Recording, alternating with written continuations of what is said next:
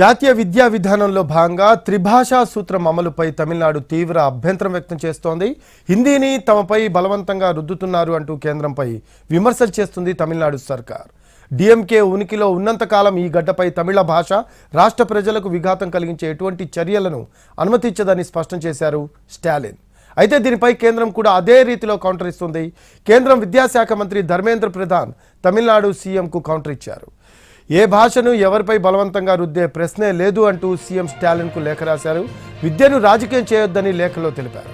ఏ భాషను బలవంతంగా రుద్దే ప్రశ్నే లేదని, కానీ విదేశీ భాషలపై అతిగా ఆధారపడటం, విద్యార్థులు భాషా మూలాలకు గురి కావడాన్ని పరిమితం చేయడం జరుగుతుందని కౌంటర్ ఇచ్చారు కేంద్ర విద్యాశాఖ మంత్రి ధర్మేంద్ర ప్రధాన్. జాతీయ విద్యా విధానం భాషా స్వేచ్ఛ సూత్రాన్ని సమర్థిస్తుందని, విద్యార్థులు తమకు నచ్చిన భాషలో నేర్చుకోవడాన్ని కొనసాగించేలా చేస్తుందని అన్నారు. కేంద్ర మంత్రి వ్యాఖ్యలకు సీఎం స్టాలిన్ సైతం కౌంటర్ ఇచ్చారు. రాజకీయాలు చేస్తున్నది ఎవరని ప్రశ్నించారు.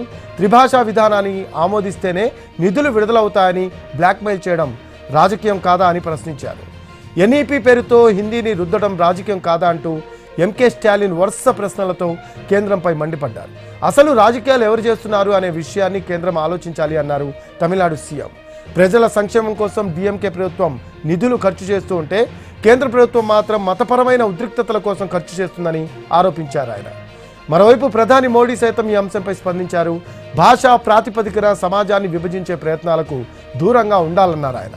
భారతీయ భాషల మధ్య ఎప్పుడూ శత్రుత్వం లేదని, ప్రతి భాష ఒకదానికొకటి సుసంపన్నం చేసిందని, భాషా శాస్త్రం ఆధారంగా వివక్ష చూపే ప్రయత్నాలకు తగిన సమాధానం ఇచ్చిందని అన్నారు మోడీ. కమల్ హాసన్ సైతం త్రిభాషా వివాదంపై స్పందించారు.